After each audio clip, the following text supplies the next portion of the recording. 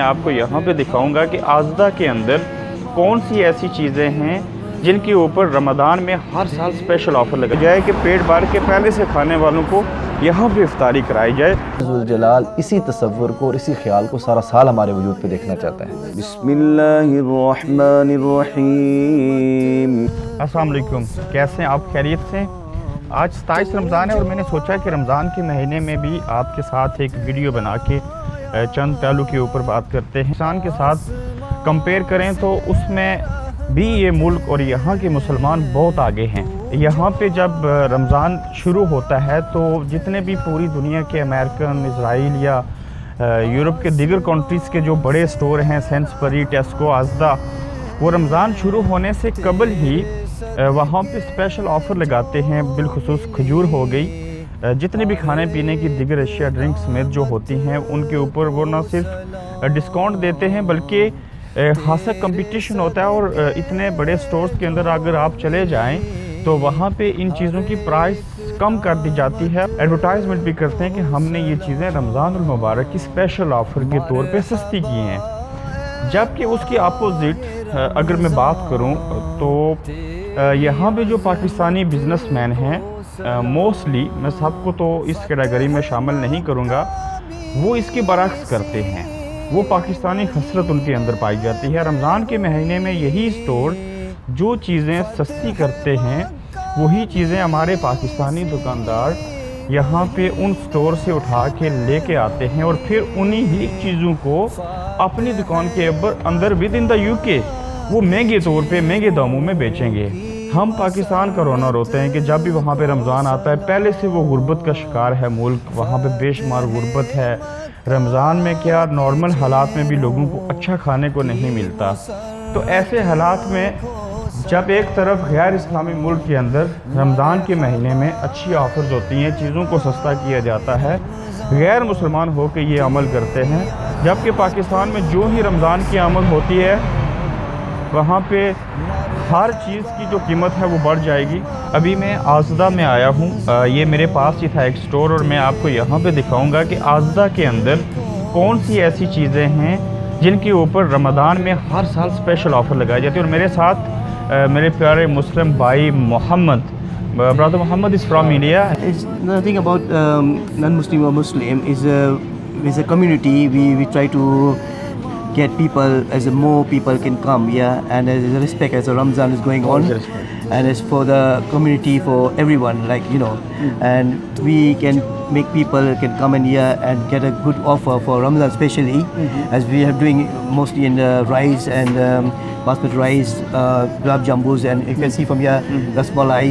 We're having a good offer. We're doing Asians, all halal food mostly. All of the halal food are there. So we do even in big stores also. Oh, in big stores also. Yeah, in we have all over the UK. Yeah, we do. Okay. So we in Bletchley we had lots of big offers because we have over here small offer over here. Small offer. But we have most of them basmati rice, oil. We offer in Ramzan. We give more look for our people, own people who can come and get a good offer from us. And this is a advantage for us also. People will come and again. That's all. Thank you very much for your time. Yeah, that's fine. Thanks again. Thank you very much. Thank you. इस आज़दा store के अंदर इसलिए offer लगाई जाती हैं कि यहाँ पे रमज़ान के महीने में बहुत ज़्यादा कस्टमर आते हैं और जो चीज़ें ऑफ़र पे होती हैं उनसे जो इनकम आती है वो चैरिटीज़ को दी जाती है, जो होमलेस पीपल होते हैं, बाकी लोगों को। وَإِذَا خَاطَبَهُمُ الْجَاهِلُونَ قَالُوا سَلَامًا والذين يبيتون لربهم سجدا وقياما. یہ میرے ساتھ موجود ہیں حافظ محمد عرفان صاحب فیصل آباد سے۔ السلام علیکم۔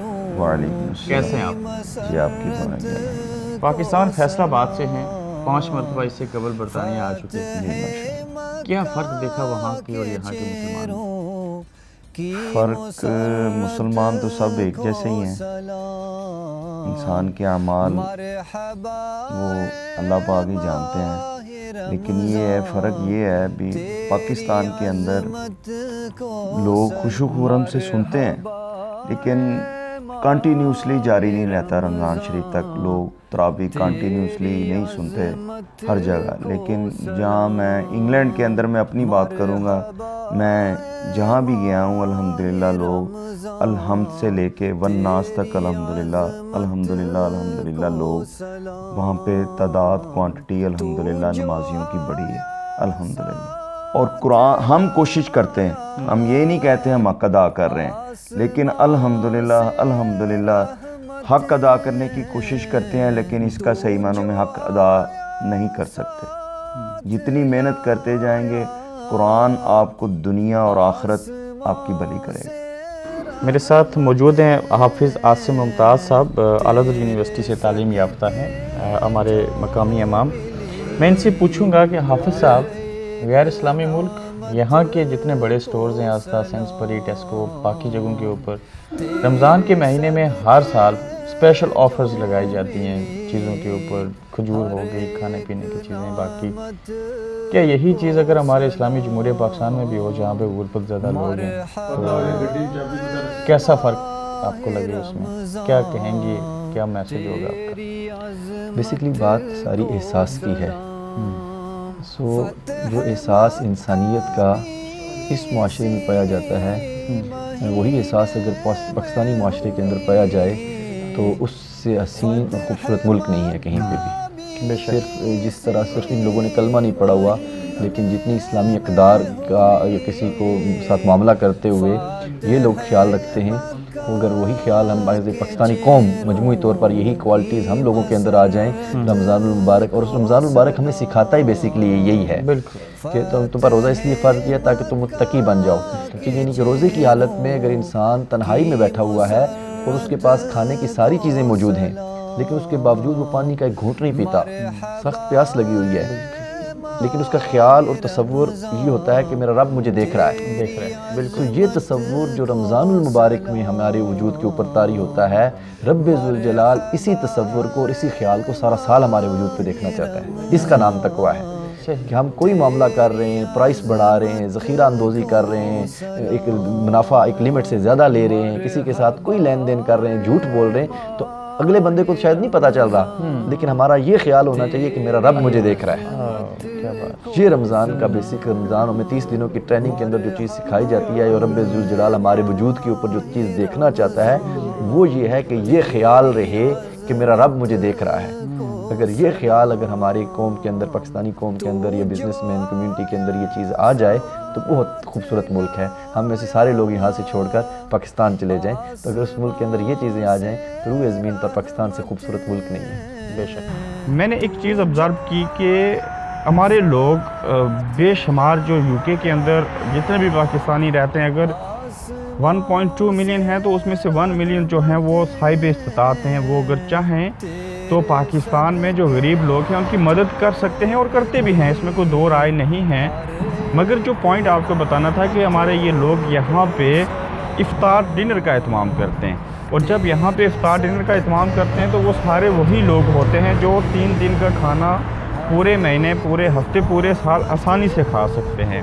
سوال یہ پیدا ہوتا ہے کہ ہم لوگ جس پاکستان کے علاقے یا آزاد کشمیر سے یہاں پہ آئے ہیں، کیا ہمیں یہاں پہ لوگوں کو افطار کروانے کے بجائے یہ ضروری نہیں کہ پاکستان اور آزاد کشمیر کے علاقوں کے بجائے افریقہ ہے، روہنگیا کے لوگ ہیں، بنگلہ دیش کے اندر ہے، ہمیں انہیں کچھ مدد کرنی چاہیے بجائے کہ پیٹ بھر کے پہلے سے کھانے والوں کو یہاں پہ افطاری کرائی جائے؟ میں چاہ رہا تھا کہ اس پوائنٹ کے اوپر بھی بات ہونی چاہیے اور اس کے اوپر تھوڑی غور و فکر کرنی چاہیے کہ ہمیں کہاں ضروری ہے افطاری کروانا اور کن کی مدد کرنی چاہیے۔